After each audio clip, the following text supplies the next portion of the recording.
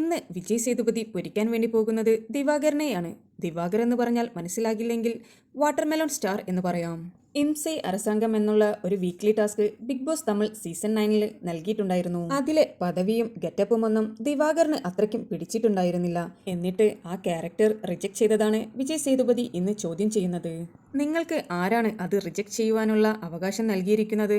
നിങ്ങൾ ആരാണ് ഈ കാര്യങ്ങളെല്ലാം തീരുമാനിക്കാൻ എന്നിങ്ങനെയുള്ള കാര്യങ്ങളാണ് വിജയ് സേതുപതി ചോദിച്ചത്. എന്നാൽ ദിവാകറിന് ഇതിനു വല്ല മറുപടിയും ഉണ്ടാകുമോ? ഒരിക്കലുമില്ല.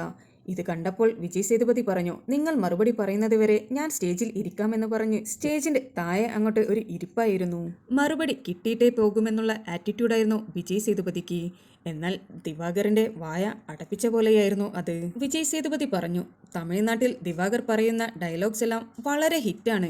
ഞാൻ സംസാരിക്കാം, ക്യാമറയെല്ലാം എന്നെ നോക്കൂ എന്നിങ്ങനെയുള്ള ഡയലോഗ്സ് എല്ലാം ഇവിടെ അടിച്ചു വിടും.